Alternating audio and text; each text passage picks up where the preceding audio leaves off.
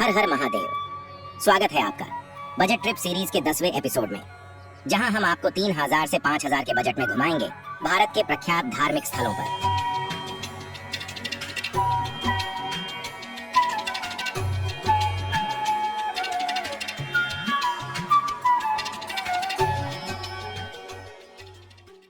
तो चलिए चलते हैं नाथद्वारा से उदयपुर की यात्रा पर।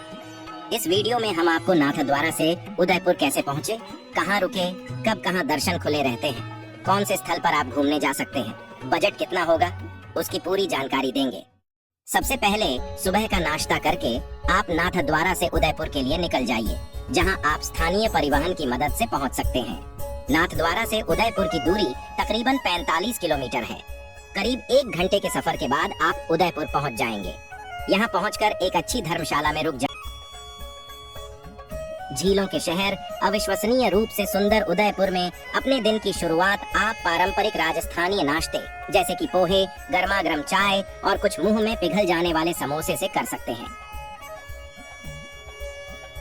यहाँ पर स्वादिष्ट नाश्ता करने के बाद आप सीधे शहर के केंद्र में स्थित जगदीश मंदिर की ओर जाएं। यह मंदिर भगवान विष्णु को समर्पित है और यह मंदिर मंत्रमुग्ध कर देने वाली वास्तुशिल्प, जटिल नक्काशी, जीवंत रंग और अपने विशाल आकार के लिए प्रसिद्ध है। यहाँ दर्शन करने के बाद अब आप सिटी पैलेस के सुंदर आर्किटेक्चर को देखने जाएं, जो राजपूत इतिहास का खजाना है।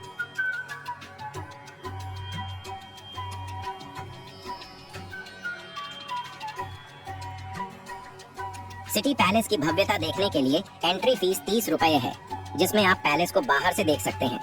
अगर आपको पैलेस और म्यूजियम को अंदर से देखना है तो उसकी फीस करीब 300 रुपए रहेगी। पैलेस का यह विशाल परिसर अपने खूबसूरत आंगन, शानदार बालकनी और मिरर वर्क के साथ अवश्य देखने लायक है।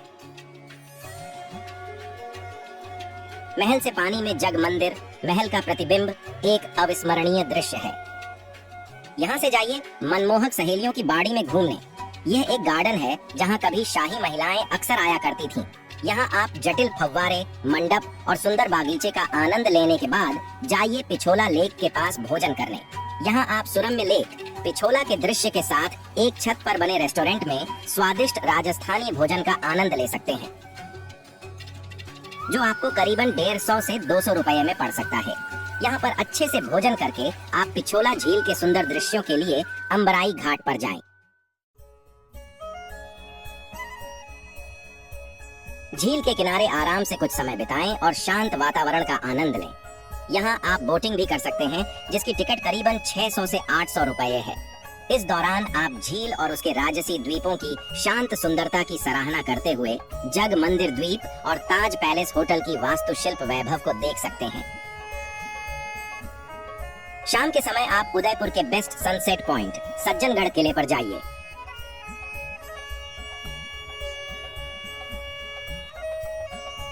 जिसे मॉनसून पैलेस भी कहा जाता है।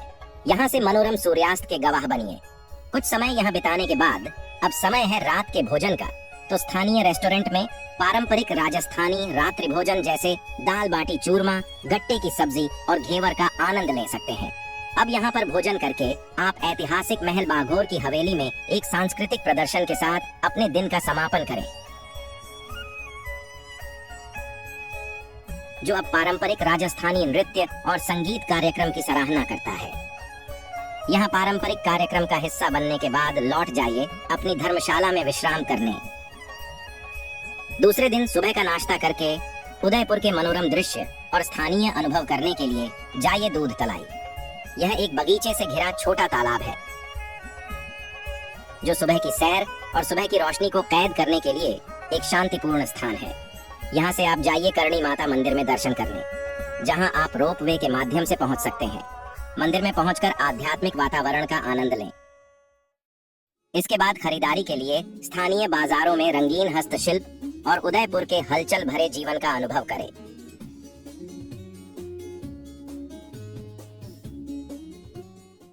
दोपहर का भोजन पारंपरिक राजस्थानी रेस्टोरेंट में करें, जो आपको 150 से 200 रुपये में पड़ सकता है। जिसके बाद आप आखिरी बार उदयपुर की सुंदरता में डूबने पिछोला लेक या फतेह सागर लेक के किनारे शांत दृश्यों और शांत वातावरण को अपनी यादों में कैद कर सकते हैं। तो अब समय आ गया है झीलों के शहर उदयपुर को अलविदा कहने का।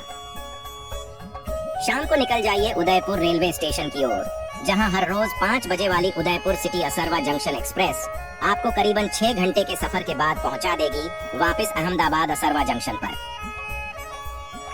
आज की यात्रा को हम यहां पर विराम देते हैं। अगले वीडियो में हम आपको ले जाएंगे जो भारत में सबसे प्रतिष्ठित वैष्णव पूजा स्थलों में से एक है, जगन्नाथपुरी।